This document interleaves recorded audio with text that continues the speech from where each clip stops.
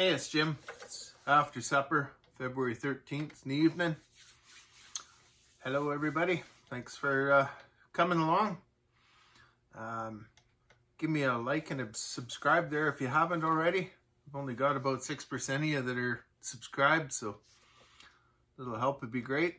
Got some cool stuff on here tonight. You get to see what we got in the pot. And it's February 13th, so if you haven't already, make sure you're ready for Valentine's Day tomorrow. Okay, thanks for coming along.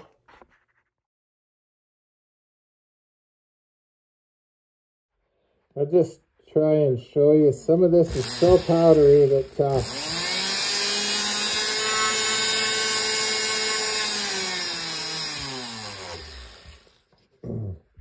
then the other stuff I'll use the heat gun on, I think. Threw some choke cherry in the stove to get her warmed up here a bit, so she's getting warmed up there. Let's see what our water is saying. It's got a ways to go yet, but she'll get there.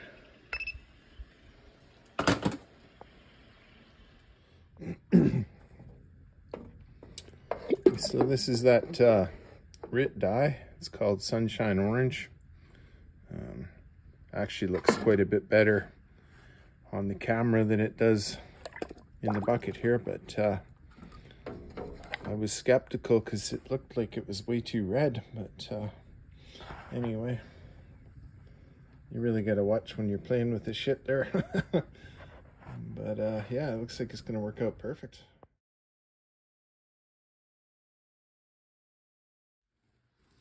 This is off an old 266.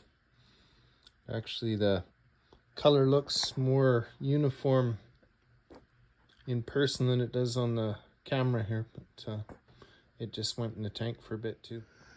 This one's for an old Husky 61 Special. Again, it's pretty rough too. I didn't clean up the inside too much, so I'll throw it in last. Be the B4. They're kind of like a lobster pot for you fellas back east, but we'll just keep moving stuff around here. Threw one off a Echo 7310 in here that was a little bit faded out too.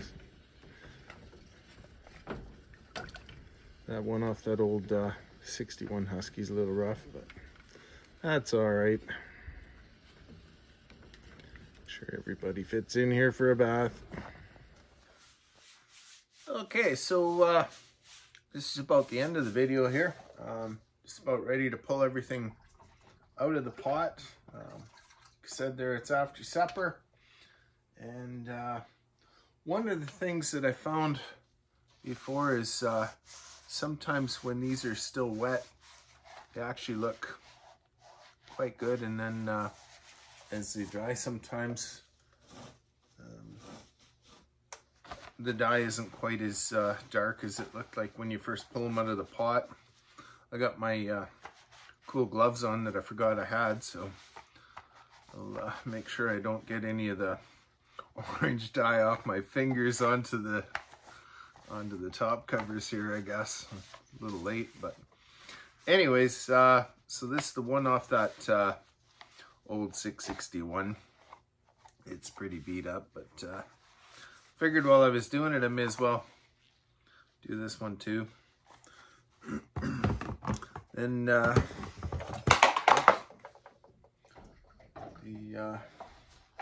one off the 288, I actually take a couple pictures of this one and just compare before and after kind of stuff here, because yeah, it's pretty impressive. And the nice thing with this is the decals didn't seem to absorb much of the dye. The one Husky cover I did last year with the black and carbon, I ended up taping that off with some of that metal foil tape kind of stuff there, just to make sure that it didn't wreck the decals. But anyways, it's a huge improvement compared to what it looked like before. It's still far from new, but from afar it'll look pretty new. Yeah, and then I threw one off the 7310 there, that most recent one that I got. It was looking pretty faded out as well, so the decals on these ones aren't, it looks like they'll absorb some of the dye, so that's kind of unfortunate. It didn't on the top one, but the logo on the sides and then these other ones here definitely did. But either way, it also gave it some color, so that's pretty sweet. And what I found last year was I just leave the pot on the stove and let it keep drying out, and then I'll either pour it into a can later. Let's see, I think I've got one here that's still yeah, once it's kind of concentrated again, and then reuse it when I need to, or whatever. But yeah, it's better than just pitching it out on the lawn. Okay, thanks for coming along. Yeah, hopefully that helped you out, and we'll catch you again.